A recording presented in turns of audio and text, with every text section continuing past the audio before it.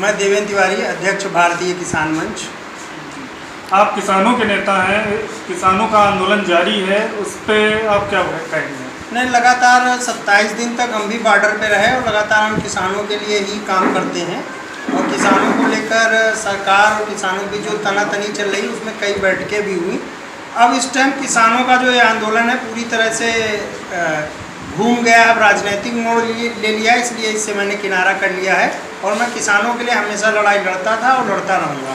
लेकिन इस सरकार में जो गायों पर बड़ी बड़ी बातें कर रही है सरकार, लेकिन वैसा कुछ दिख नहीं रहा है, उस पर क्या कहेंगे? ऐसा है कि प्रदेश भर में करीब 12-13 साल से मैं गौ सेवा का काम कर रहा हूँ। मैं गौ सेवाओं में हो रही अनियमितताएँ, गौ सेवा में हो रही बाधाएं, जो गौ सेवा के जो फंड हो रहे हैं, फंड रिलीज हो रहे हैं सरकार द्वारा, वो वहाँ तक गौशालाओं तक नहीं पहुँच रहे हैं। इसको लेकर माननीय उच्च न्यायालय में भी मैंने एक मुकदमा दायर किया और लगातार तमाम गौ तस्करियाँ चल रही थी, जिसको कई सारी हज़ार 1,500 गाय मैंने एक साथ पकड़ी हैं, जिसकी तमाम आप लोगों के पास विजुअल भी रहे हैं, मुकदमा भी लिखवा आलम, तहरीर भी दी बंत्रा में, झांसी में दी। ऐसे तमाम चीज़ें हैं जो गौशालाओं को लेकर हम हमेशा गौ सेवा के लिए तत्पर रहते हैं।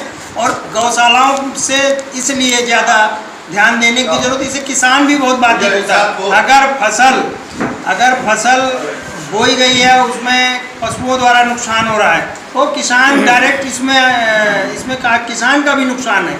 इसीलिए मैं गौशालाओं को लेकर लगातार काम कर रहा हूँ और इस पर सरकार को भी चाहिए कि उन संबंधित अधिकारियों के खिलाफ कार्रवाई करे, जो गौशाला में हो रही धांधली को रोका जा सके और गौ संरक्षण किया जा सके, गौवंश को बचाया जा सके। लेकिन कुछ किसानों की फसल खड़ी हुई है, जो उसमें आग लग गई और सरकार वादा कर लेती है लेकिन कुछ उसने दिया नहीं, उनके लिए आप क्या करेंगे? नहीं, लगातार इस टाइम कोविड का टाइम चल रहा है और इस टाइम चुनाव का माहौल चल रहा है, जिसकी वजह से आचार संहिता लगा हुआ है।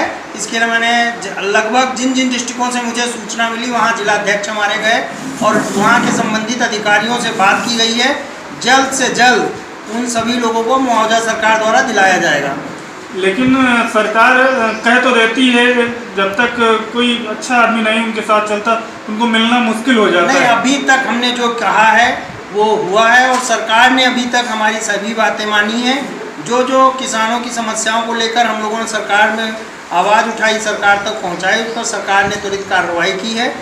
चाहे वो पानी की दिक्कत रही हो, यहाँ पे इलेक्ट्रिसिटी की दिक्कत रही हो, अगर हम लोगों ने उस पर जाके सरकार से बोला है, मुख्यमंत्री जी के यहाँ गुहार लगाई, मुख्यमंत्री जी से भेंट करके मैंने तमाम मुद्दों को लेकर इससे पहले बात की, तो वहाँ पे पूरी तरह से काम किया गया है। ये कहना गलत है कि काम नहीं हुआ है।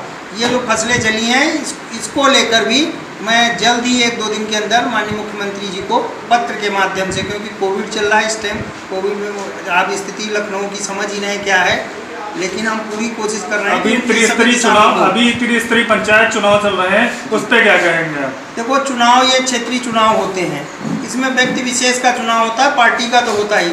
अब इस टाइम क्षेत्र में हमारा मेरा गृह जो है, गांव जो है वो लखनऊ का है और सरोजनी नगर में रहीम नगर पड़ियाना एक मजरा है, निवाजी खेड़ा वहाँ है।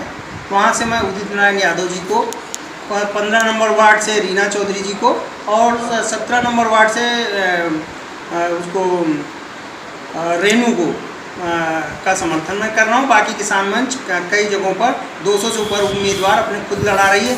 जब तक किसान के बच्चे सरकार में नहीं होंगे, किसानों के बेटे सरकार में नहीं पहुँचेंगे, तब तक किसानों की जो आवाज़ है वो दबाई जाती रही है। यही चीज़ मैंने दिल्ली में भी कही थी कि जिस दिन किसानों की भागीदारी सरकार में होगी, उसी दिन असली किसानों को फ़ायदा मिल सकेगा।